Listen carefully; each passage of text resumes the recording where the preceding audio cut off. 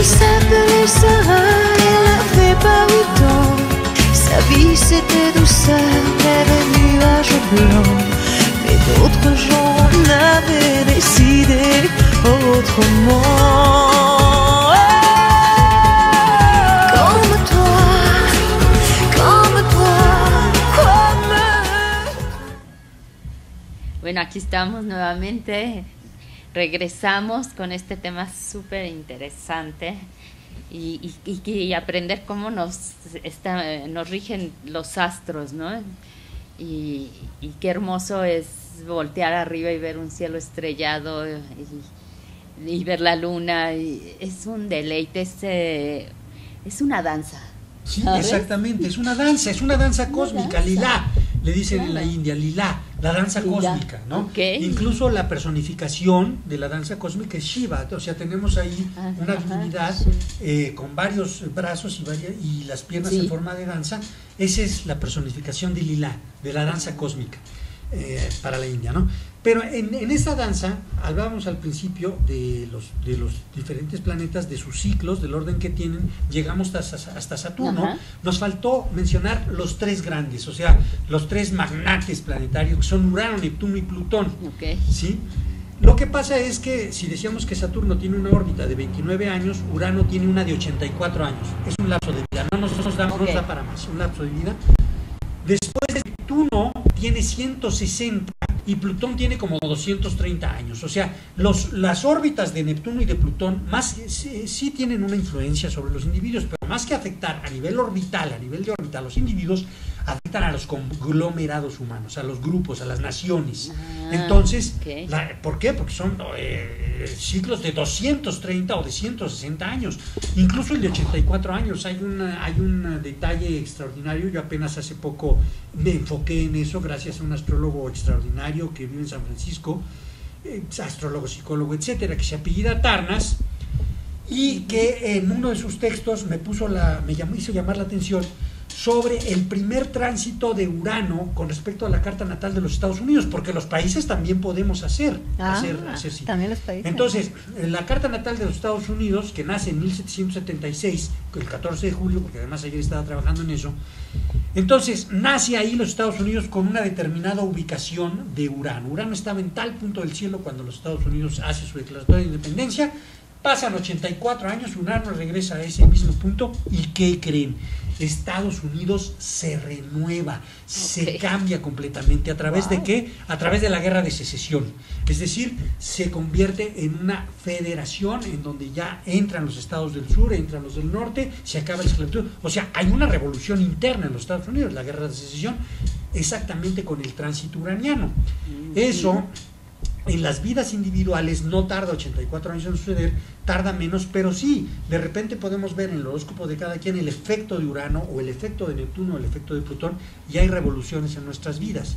Hoy en día en el cielo estamos viviendo, a partir de 2010, estamos viviendo una cuadratura, super cuadratura histórica completamente, Urano-Plutón.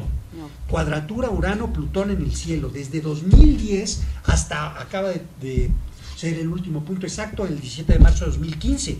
Ha durado 5 años. El mundo ha estado convulsionadísimo. Toda la primavera árabe, todo lo que sucedió en el Medio Oriente, todos los cambios de gobierno que ha habido ahí, y han sido producto de la cuadratura Urano-Plutón. Todo lo que ha vivido México en estos últimos tiempos, y América Latina, etcétera, ha sido producto de la cuadratura Urano-Plutón.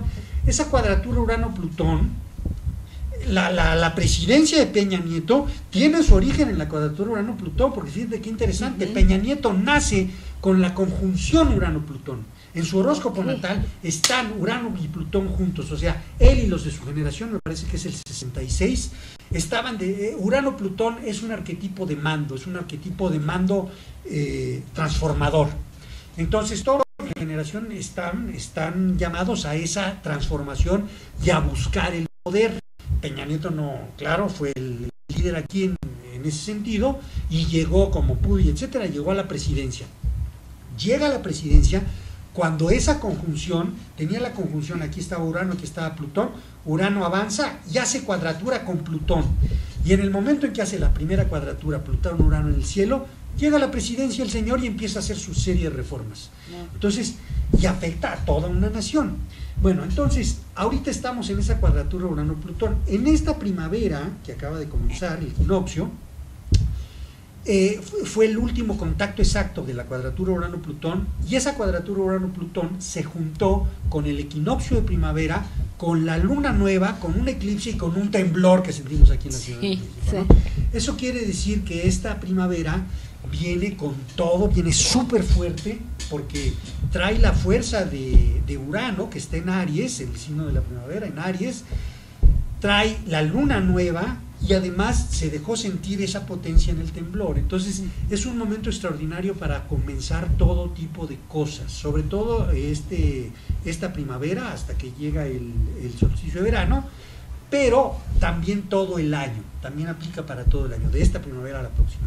Inicio, creación, siembra, etcétera, de cualquier cosa en cualquier ámbito va a tener muy buenos aspectos, va a tener muy buenas posibilidades de fructificar.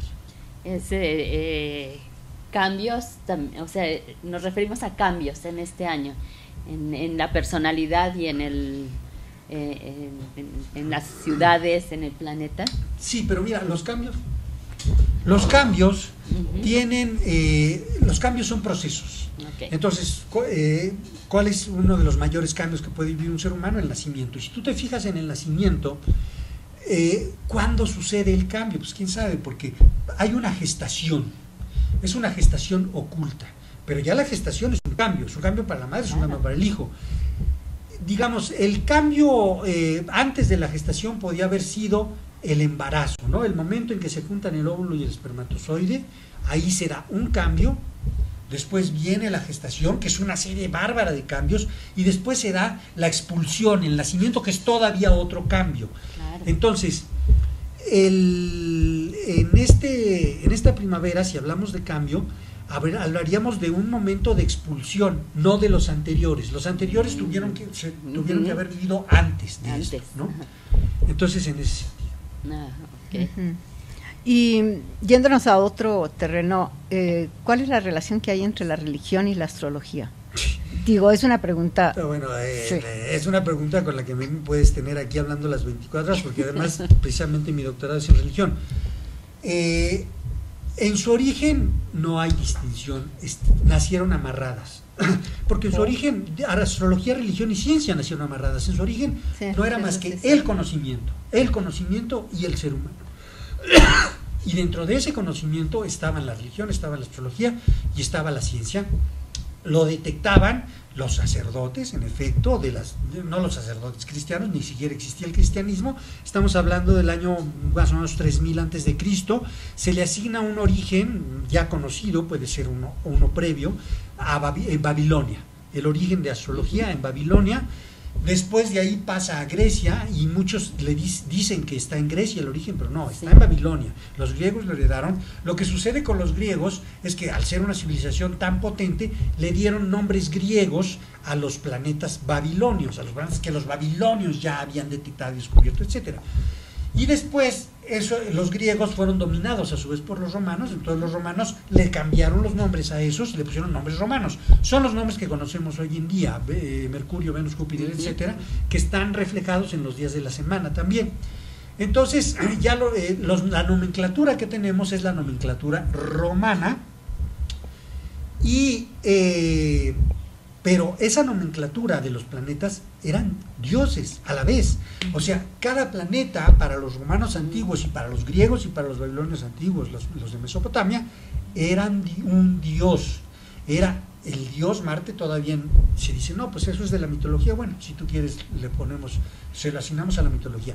El dios Marte, la diosa Venus, el dios Saturno, ¿no? El dios del tiempo, Cronos griego, Saturno romano, el dios del tiempo, eran dioses. Y entonces, pues, ahí está el amarre completamente en su origen, ¿no?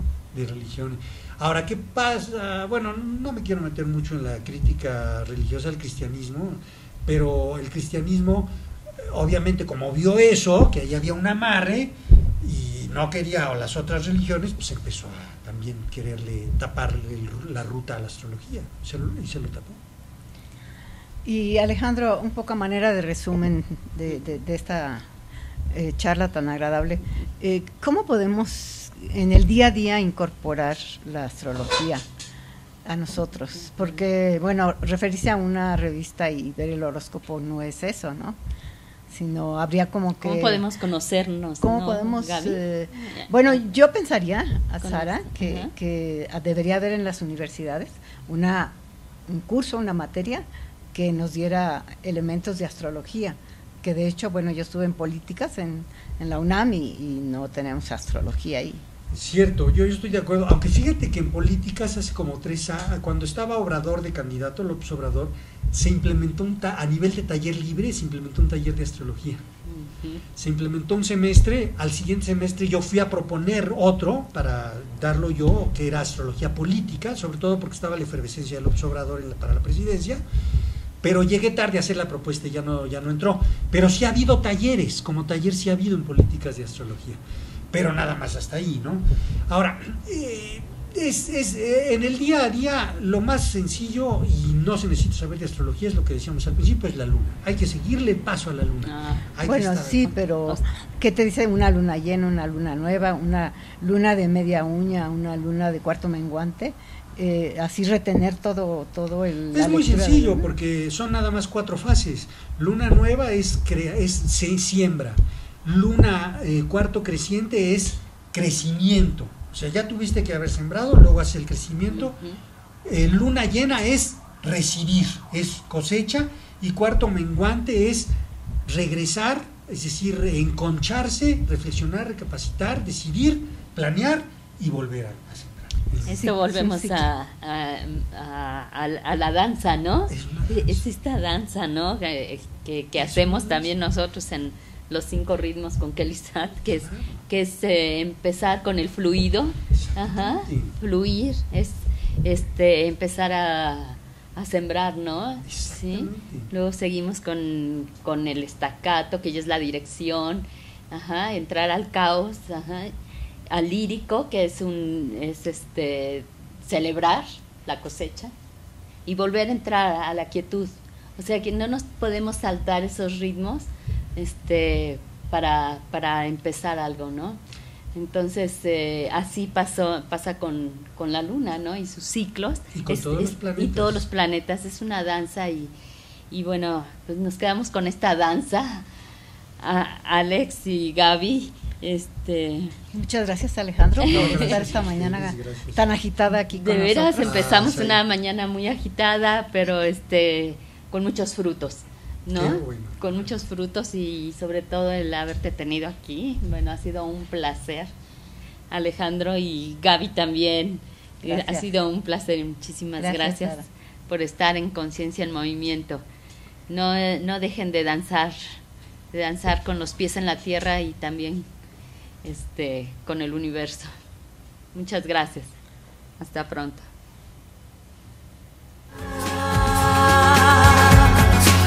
Comme toi, comme toi, comme toi, comme toi que je regarde tout bas, comme toi qui dort rêvant à quoi, comme toi, comme toi, comme toi. Elle avait tes yeux clairs, elle avait ton âge. C'était une petite fille sans histoire et très sage. Mais elle n'est pas née comme toi ici et maintenant.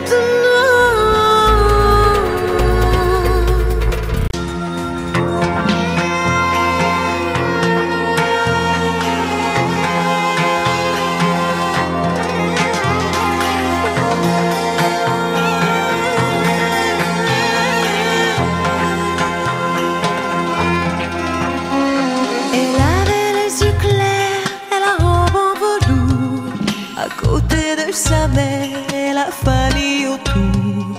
Elle pose un peu distraite au doux soleil de la fin du jour.